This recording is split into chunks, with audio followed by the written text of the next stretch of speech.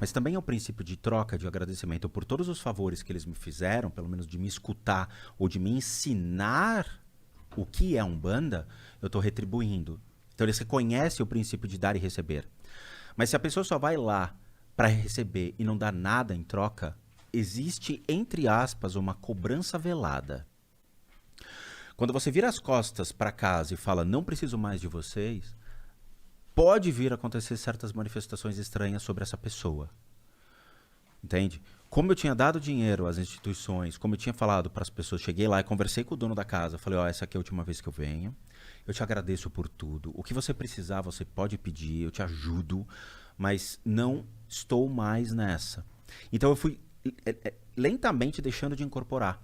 Então chegava o cara, 100 médios incorporados, 100 simultâneos na casa. O dono da casa apontava para mim, eu tava na assistência assim, ó. É, você, vem aqui. Fechava. Chegava lá, ele botava a mão na minha cabeça e já mandava. Rie! E puxava e eu levantava. Não vai rolar mais. Puxava e levantava. Eu falei, não vai rolar mais. Não estou mais. Aí ele olhou pra minha cara e falou, por quê? Aí eu expliquei, agradeci e fui embora. A melhor maneira de sair é essa. Agradecendo, pedindo desculpas por não fazer mais parte e não vire as costas. Nunca vire as costas para a espiritualidade, porque você vai ter problema. Você vai ter. Muita gente virou. E aí depois tem cobranças. Existe. E aí entrei nessa onda. Até por desconhecimento até, né? Cara, o ser humano tem que aprender a agradecer as coisas. A gente acha que é só me dar. Uhum. Mas nunca agradecer pelo que recebe. Entende? Falta isso. Eu acho que a gente tem que ser grato. No budismo ele fala, né? Tipo, agradeça sempre por mais um dia de vida. Agradeça sempre por você poder acordar e poder fazer uma prática budista. Porque amanhã você pode não fazer. Então, essa é a realidade da vida. Cara, não perca tempo. Aprenda a fazer, agradeça, tenha uma vida mais reta. É mais ou menos assim. Muito bem. Aí quando eu comecei a entrar nessas técnicas, comecei a pegar gosto e obviamente as habilidades de ver ficaram maiores, porque eu deixei de incorporar para poder vê-los. Então eu ainda via o pessoal da Umbanda em casa. Mas eu falava, eu não pertenço mais a vocês. Mas eles ainda viam por uma questão de afinidade. Dava para vê-los, entendeu? Mas eu fui me distanciando pouco a pouco e a energia do budismo, a energia de outras práticas e outros seres foram se aproximando mais. São seres diferentes? São muito, e energeticamente muito diferentes. A vibração deles é outra. É? Muito, muito. Mas eles estão... Dá pra dizer que eles vêm do mesmo lugar? Não. É mesmo, é? Sim. Essa pergunta é interessante e eu vou te explicar. Quando a gente morre, a gente tem duas possibilidades. Ou a gente aceita a morte, ou a gente não aceita a morte. A grande maioria não aceita a morte. Quando a gente morre de susto, literalmente, né, um acidente, uma bala que nos matou, e você não tem a consciência de, porra, fui baleado, só um minuto. Deixa eu aceitar a morte, tranquilo, vou morrer, fica tranquilo. Não. A gente morre na velhice, onde a gente sabe que está morrendo, a doença vai consumindo pouco a pouco, e a gente vai se desapegando e já vai aceitando a morte. Então é mais fácil. A sua consciência, ela aceita a morte, ela se desapega do seu corpo físico, do seu corpo mental, do seu corpo emocional, e ela é levada. Por quem? Depende da sua crença.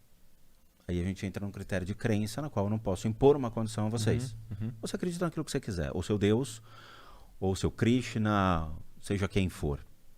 Ele te leva, te resgata, para um processo de reencarnação. Essa reencarnação pode acontecer em 10, 15, 20, 100 anos, mas você vai ser preparado para esse processo.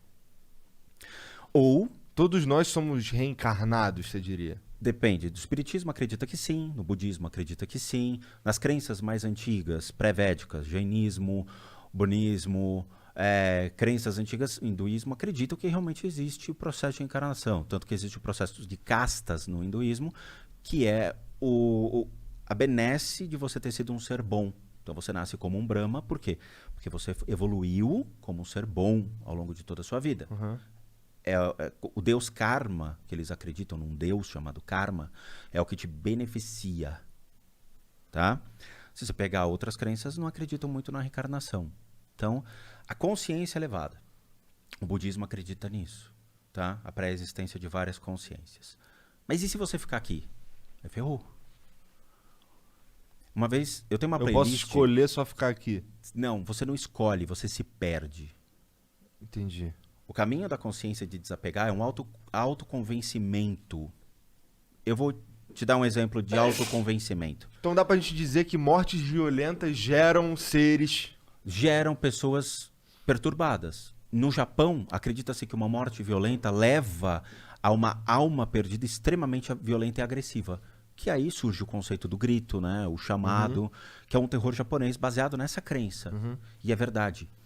Existe, no budismo tibetano, eles chamam de reinos, mas vamos colocar como se fosse um grupo de seres, que chamam-se narakas, que são pessoas agressivas que morreram nessa agressividade ainda mais potencializada, e eles são seres agressivos, eles levam a agressividade do indivíduo.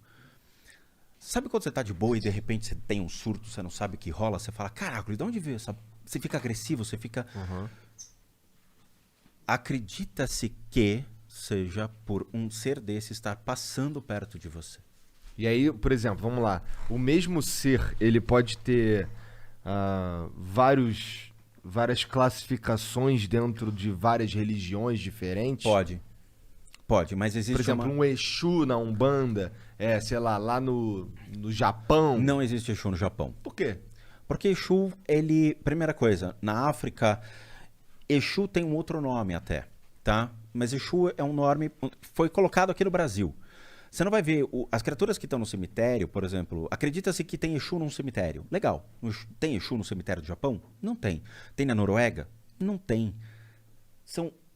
Não é que são outros seres, mas você vê ele como os Exus. Mas não necessariamente eles podem plasmar como Exu dentro de outras crenças. Quem pré-determina